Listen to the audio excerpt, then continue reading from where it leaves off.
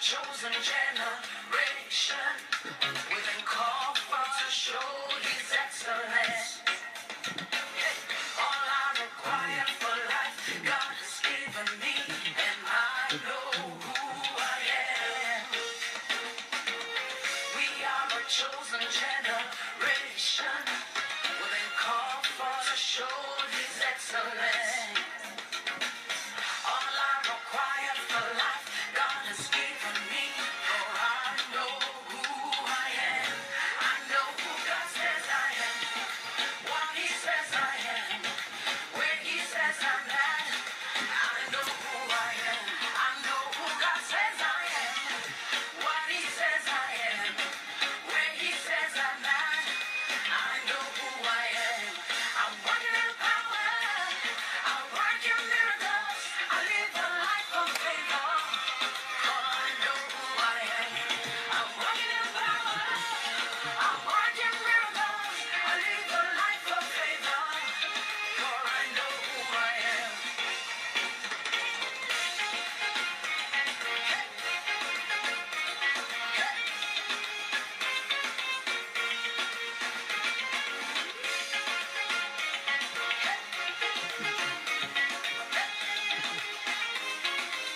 We are a chosen God. We are a chosen generation. We've been called for to show His excellence. All I require for life, God has given me, and I know who I am. We are a chosen generation. We've been called for to show His excellence. All I require for life, God has given me. I know who God says I am, what He says I am, where He says I'm at. I know who I am. I know who God says I am, what He says I am, where He says I'm at. I know who I am. I'm walking in power. I walk in miracles. I live a life of favor. For I know who I am. I'm walking in power. I walk in miracles. I live a life of favor. For I know who I am. Everybody shout.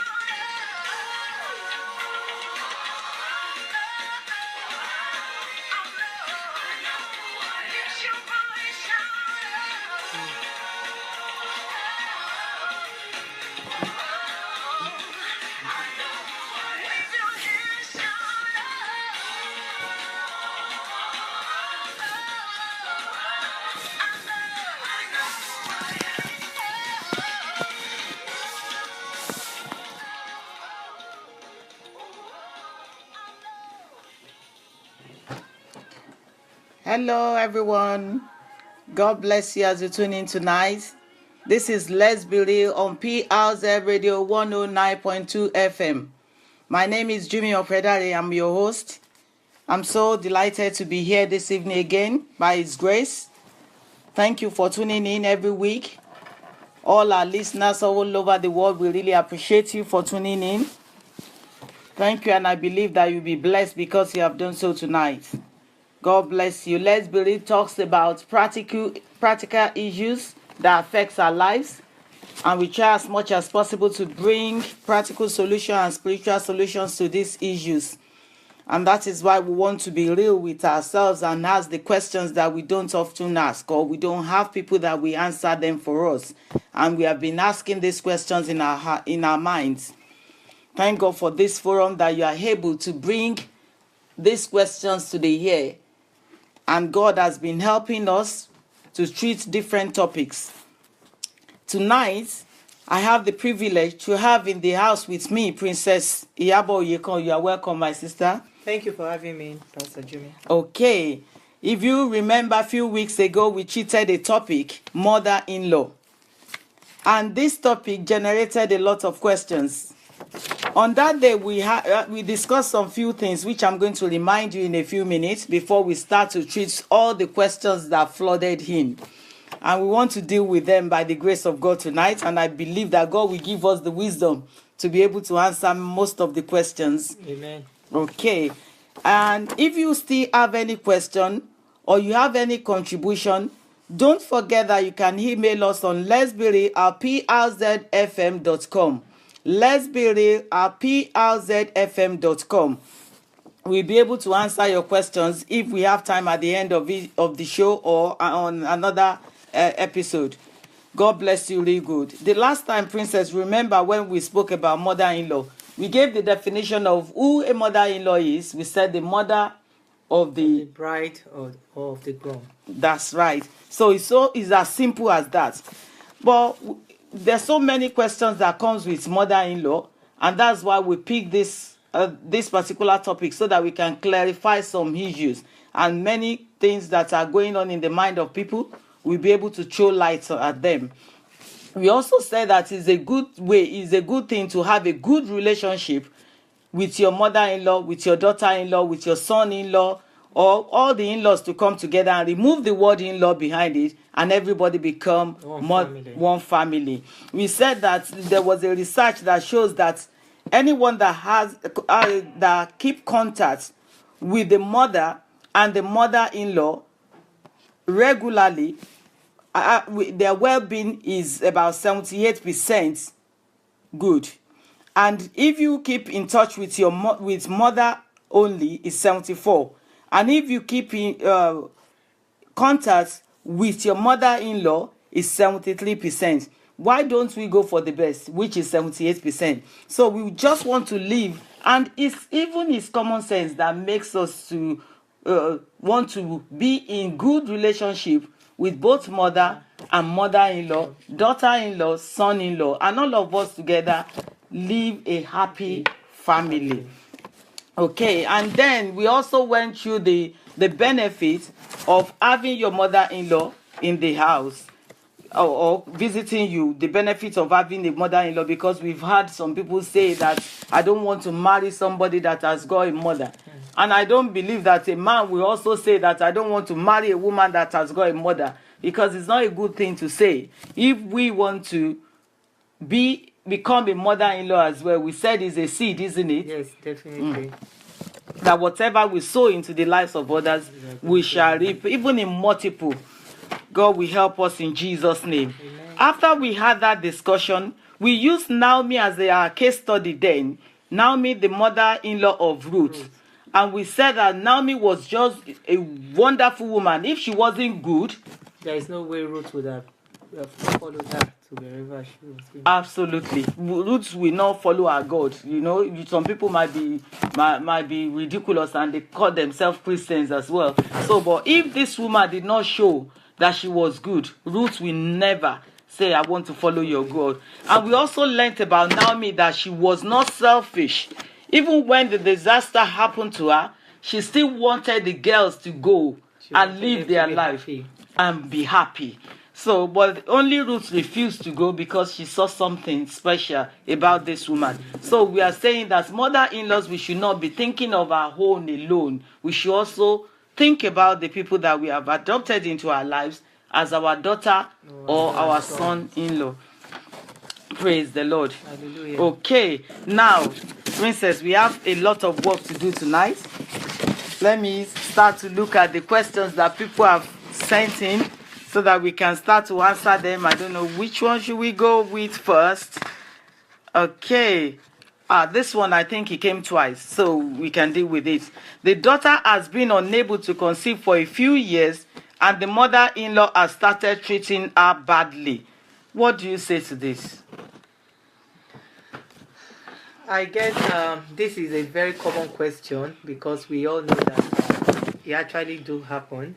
For the first thing we have to know as a mother-in-law is that is God that blesses with the fruit of the womb. Mm-hmm. If God does not say yes to it, there's nothing one can really do. Mm-hmm. In the case of a mother-in-law giving problem concerning the fruit of the womb, I think for the wife, firstly, you have to make her understand. If you have gone to see the doctor, that if all is well, you can tell her that, Mom, we've been to the doctor. All is well with me and my husband. All we need from you is to support us in prayers. And let her realize that it's your wish and your husband's wish to have the fruit of the womb, but you are still looking up to God. And instead of the daughter-in-law fighting the mother-in-law, I would advise that just go to God in prayer. Because you really don't need to fight her. I know sometimes it can really be a pain in the neck. The mother-in-law can be a pain in the neck. But as much as possible, try to make her understand that you've been through all the tests that you are supposed to have gone through. And if all is well, if there is a problem, if she's somebody you can confide into, you can let her know. And let her know that maybe you are receiving, you or your husband, because it's not even the problem of the wife. Sometimes the problem comes from the husband. And some mother-in-laws, they don't understand. They just believe that the problem must be from the wife. If my son is good, my son is fine. And sometimes the son is the one that's got problem. I know sometimes you want to keep some secrets. You don't want to share it. You may not want to tell your mother-in-law that, oh, I'm fine, it's your son that's got problem.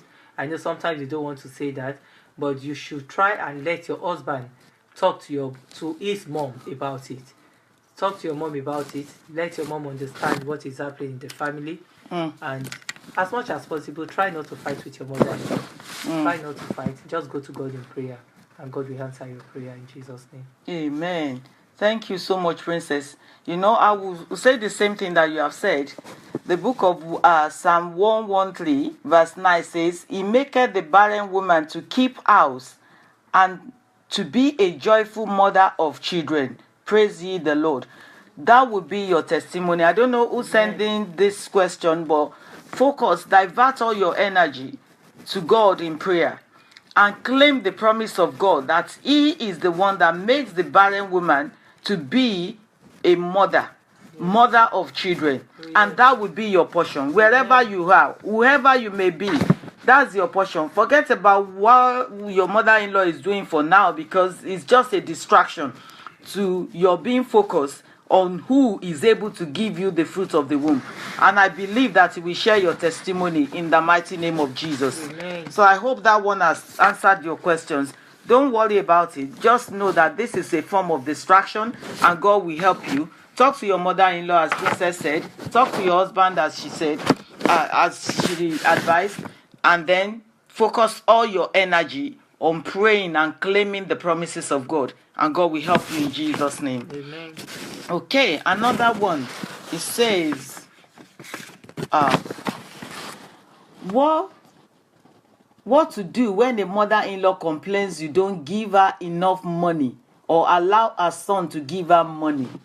Oh my God. What will you say to that, Princess? That's a question.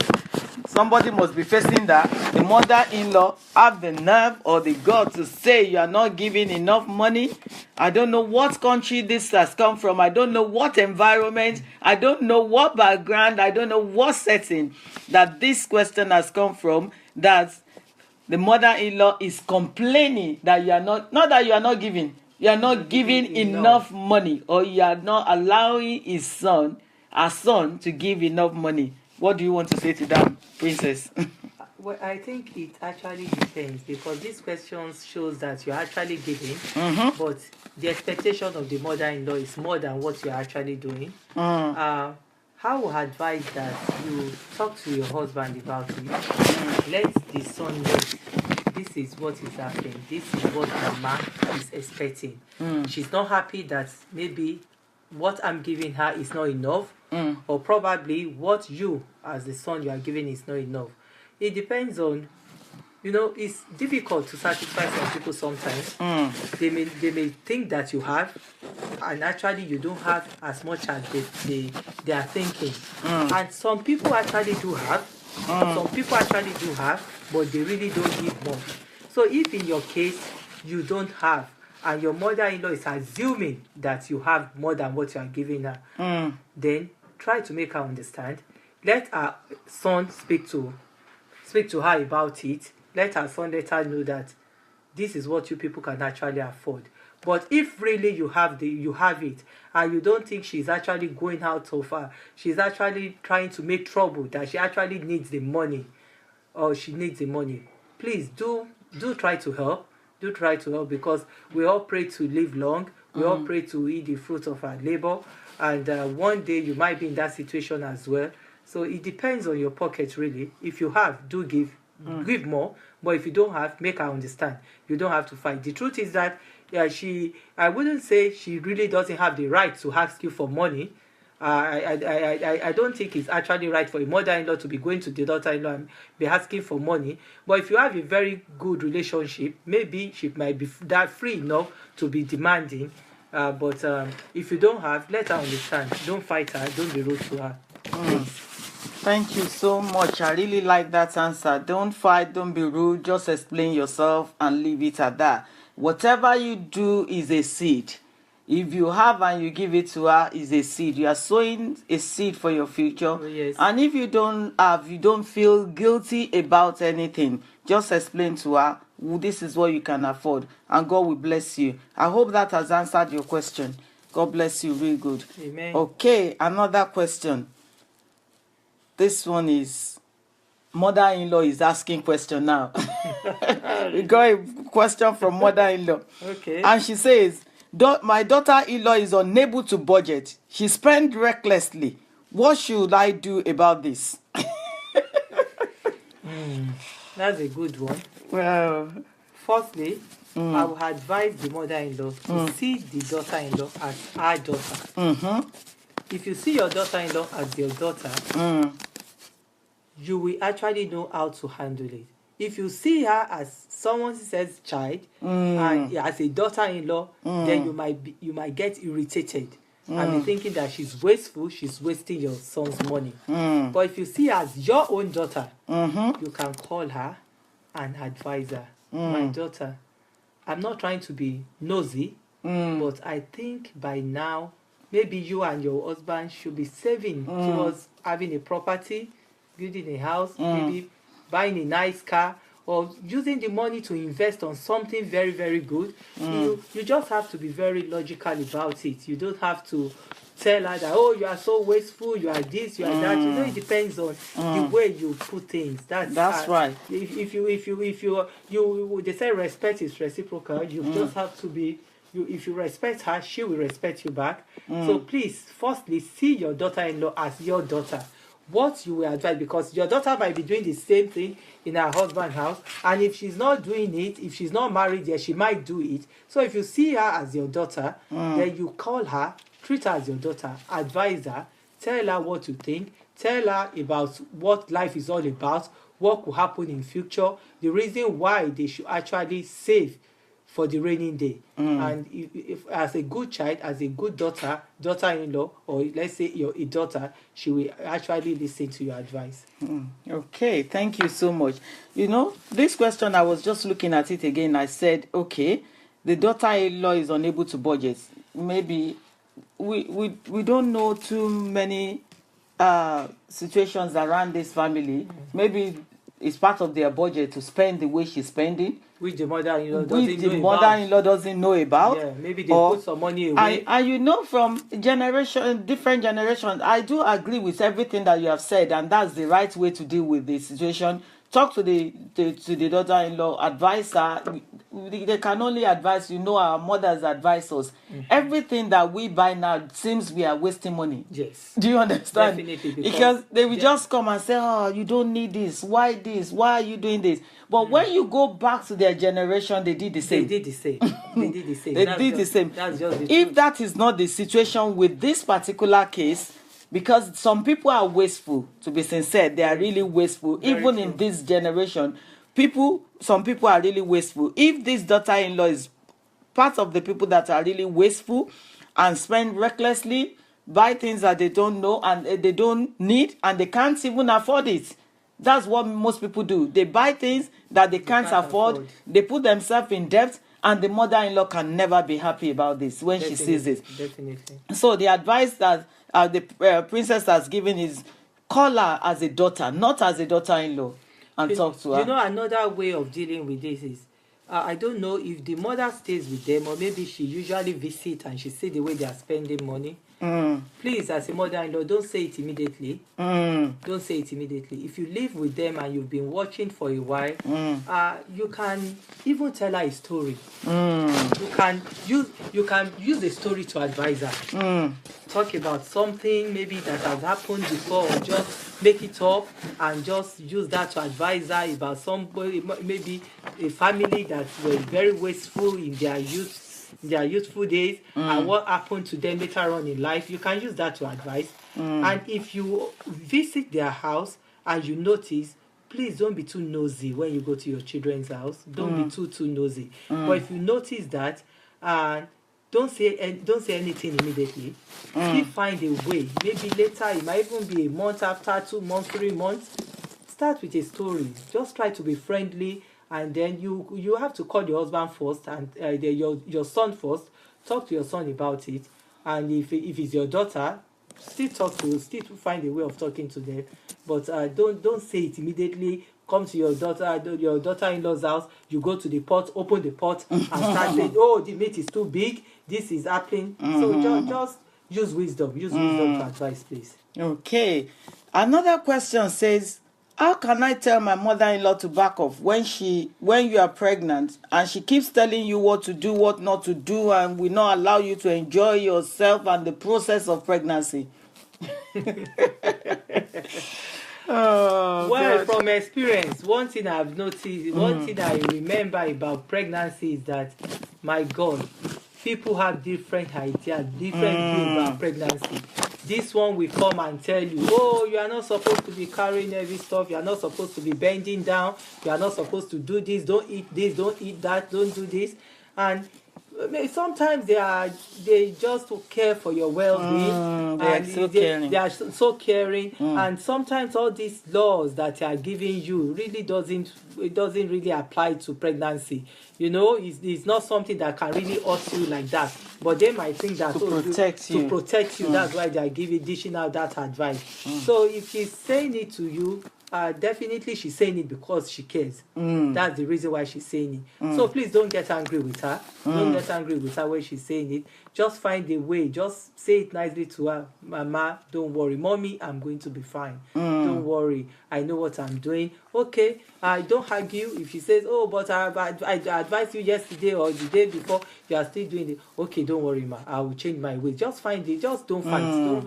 Don't be rude to her, please. She's advising you because she cares a lot. That's why. Absolutely, because there's nothing you will gain at the end of the day. No, nothing. If you tell her off, that will create a long-term enmity between the two of you, and things might take long to take shape again. Very so true. We have to apply wisdom in dealing with one another in this particular situation. Just say thank you, because you remember, as you have said, they are guiding you not because they want you to fail.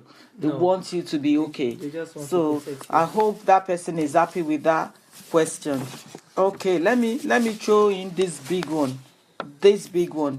This person says, what do you do when you know your mother-in-law is a witch? Oh God, we need more questions here. More questions. And say, how do I know that my mother-in-law is a witch? That they've given her prophecies, revelations, and the way the mother-in-law behave prove that she is a witch. Princess, have you heard something like this before? Well, I know people say some people say their mother-in-law is a witch. But how do you know a witch? Sometimes, maybe from her character, you say definitely this woman is a witch. Sometimes she's not even a witch. It's just because maybe she's just somebody that is very difficult. Very difficult. You know, when you are too difficult, people look at you and say, no, there must be something wrong with this woman. Maybe she's possessed. Maybe she's got witchcraft spirits. Maybe she's got this, she's got that. You must have proof. And to have proof to say somebody is a witch, you must really have proof. And I tell you, it can be difficult. Even spiritually, you might say, okay, maybe a pastor or someone said, oh, or you saw her in the vision. Sometimes it's even the wrong vision you are seeing.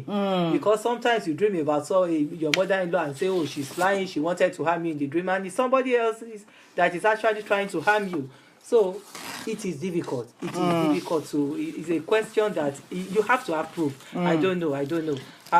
It's just about prayer. How do you know? How do you know, Jummy? No, I am sure that you can just pray. If you believe, if you are convinced within you that your mother-in-law is a witch, you are not supposed to run away from a witch. No. You just continue to pray and cast out the spirit. Cast it out. Pray in your closet. The power of the enemy will not overcome the power of God.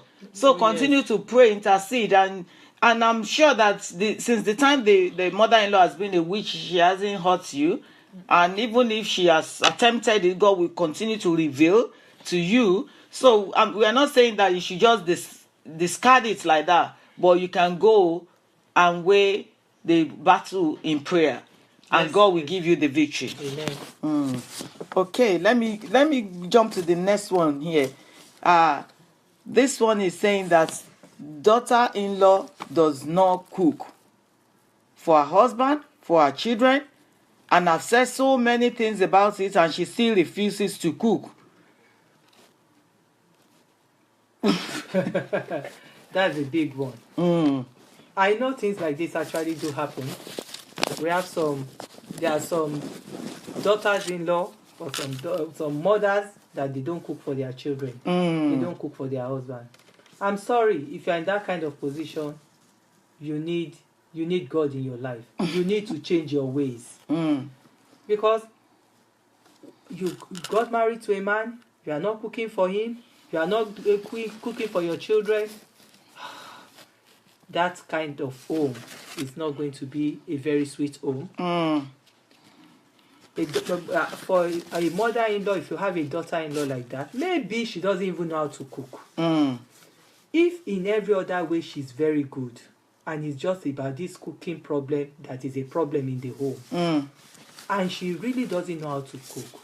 Personally, for me, I can teach my daughter-in-law how to cook if she doesn't know how to cook. If she's a good girl and she wants to learn how to cook, I will teach her.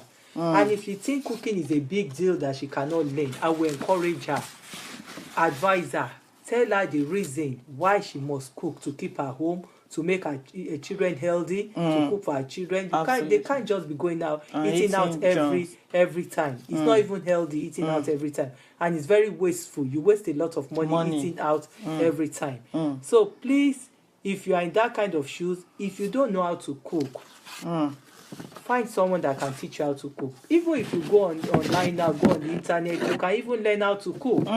There's nothing, it's not a difficult thing at all to do. And for a mother-in-law, if you know your daughter-in-law doesn't know how to cook, try to encourage her. Try to speak to her about it. Try to encourage her. She says she's encouraged her several times and she's not doing anything about it. I believe this person might just be lazy, or she wasn't brought up cooking, and she just doesn't want to do it.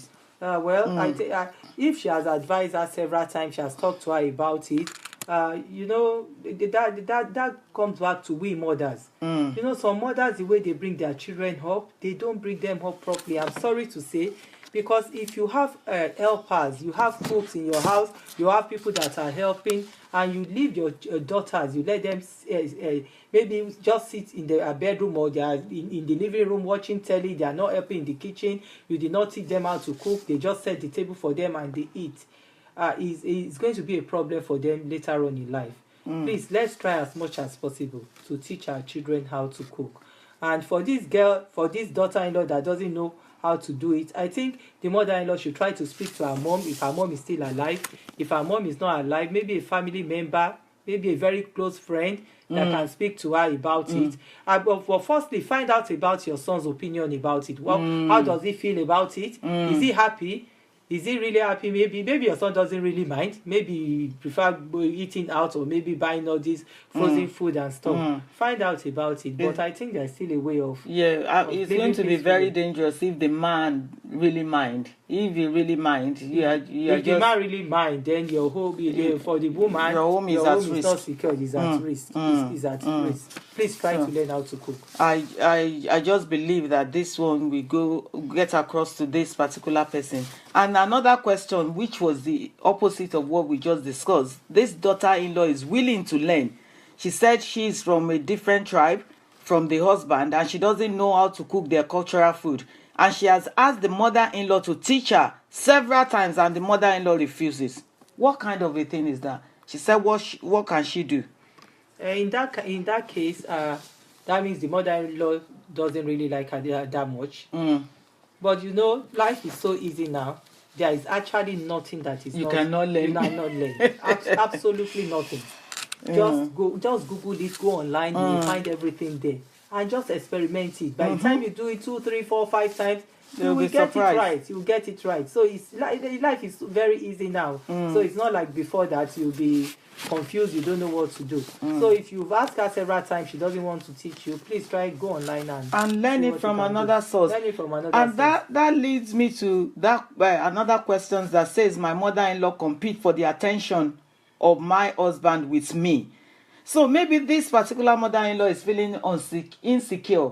You want to be cooking and showing off that you are the only one that can cook. So you still keep cooking and be bringing food to your son's house, or maybe you live with them. As long as the daughter-in-law is willing to learn, I don't see any reason why you should not be proud of teaching. The truth is that a mother-in-law shouldn't take over her daughter or her son's kitchen. Yeah, if you are not permitted. No, if you are not permitted, please don't take over their kitchen. Let them do their cooking. Unless they ask you that, Mama, please, can you help us make this particular soup? And if you notice that the wife or your daughter-in-law or you doesn't know how to do it, please call her, tell her to come around and come and see how you are doing it. Because really, if you live with them or you visit them, don't give them their space, please. Don't take over their house. Don't take over their kitchen.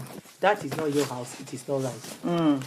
And the one that says the mother-in-law is competing for the attention of the husband with her. What's the meaning of that? I don't really understand. Yeah, I know some mothers-in-law can be very, very difficult, but I think it's insecurity that causes that. Absolutely. If they are not sure of the love that maybe their son have for them, that's why they can do things like that. So in that case, just try and ignore her. Try as much as possible. You see, the bottom line is when we are dealing with our in-laws, we have to have a lot of patience. You have to have a lot of patience. As much as possible, please respect them. Please don't fight them.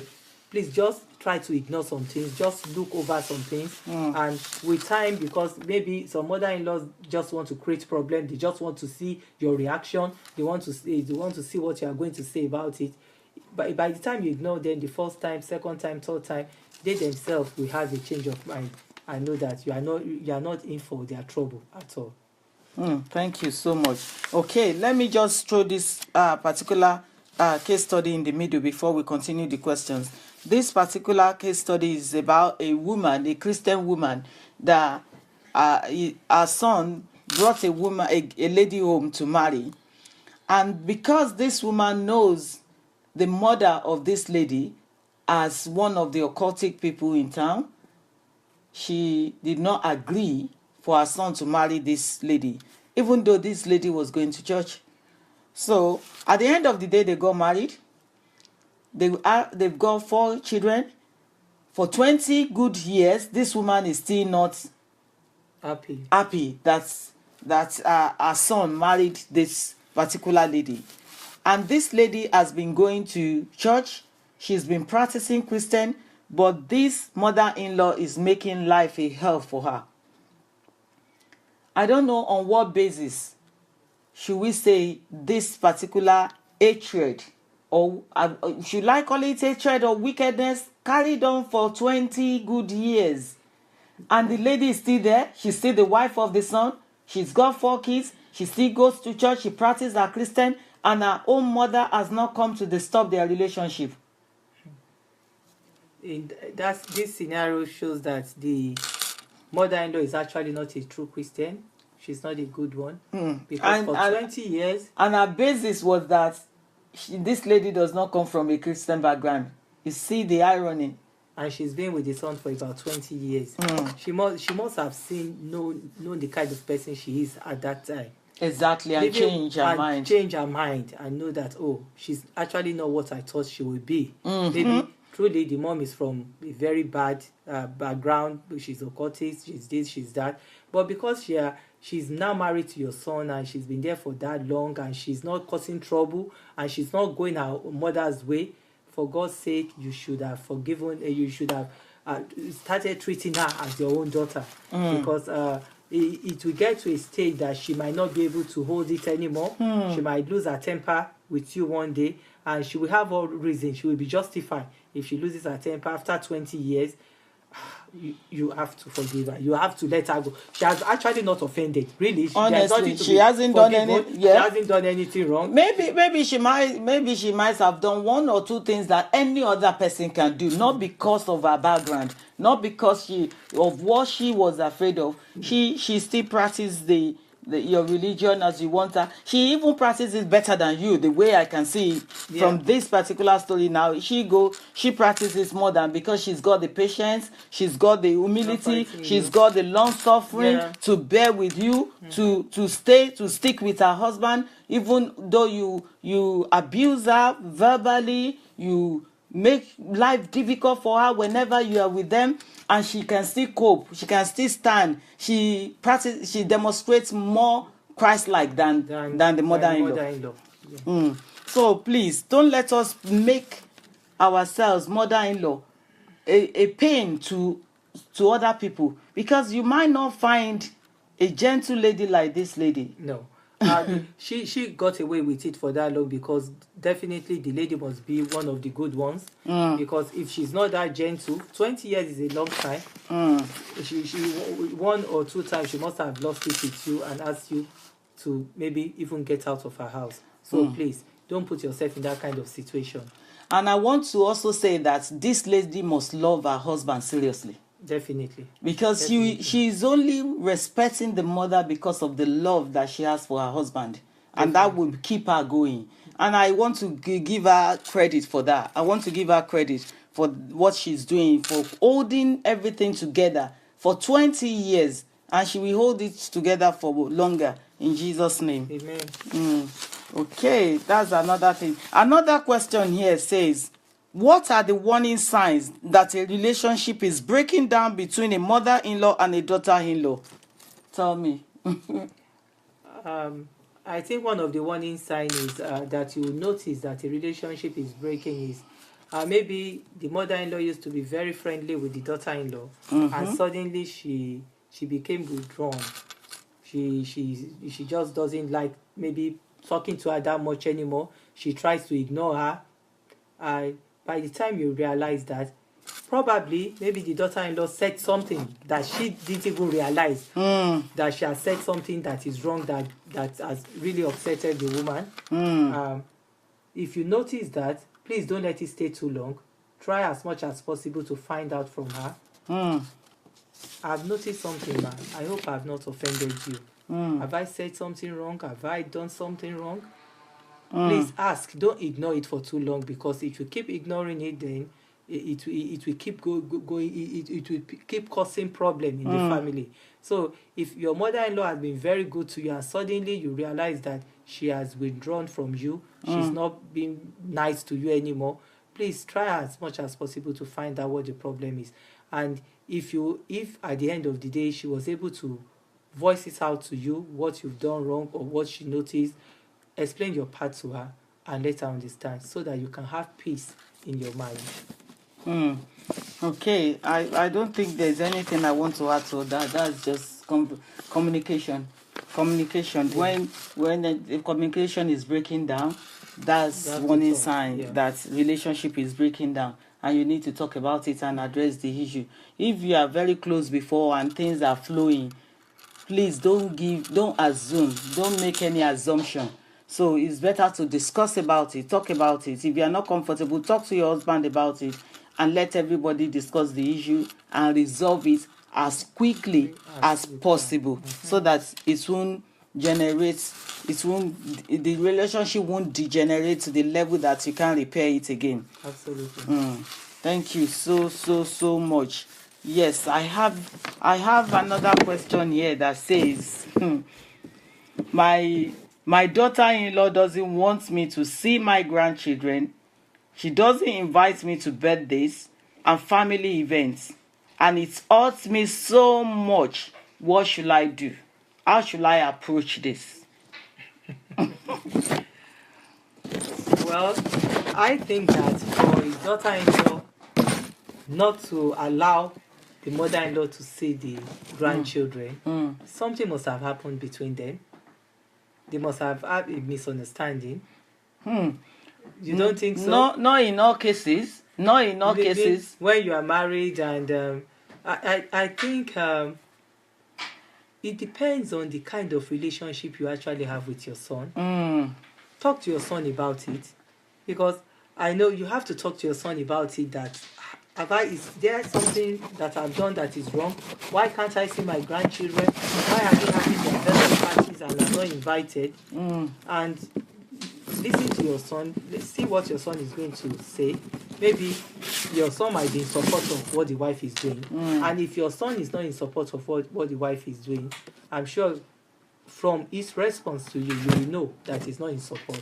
And if at the end of the day, things did change, you can actually try to talk to her mother or somebody from her family.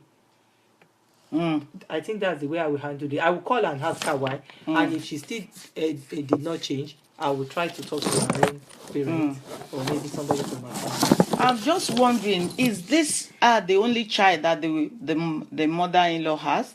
Is the husband the only child? Because even if the husband is not the only child, even if you have 10 children, you want to enjoy your No, what I'm grandchildren, saying is that she should call the others and tell them, why is your brother behaving like this, and the wife, that they don't want me to see my grandchildren, or is every one of them behaving the same way? I think she should talk to her son first before involving the others. If she discussed with her son first and the wife, and they did not change, then she can involve her other children. If the son is the only child, then that's the trouble. That would be trouble. But we don't know the kind of mother-in-law she is as well. We don't know. So this is not a fool. Sometimes it might even be the son that says that I don't want my mom to come to my house. Yes, if you are not a good mother,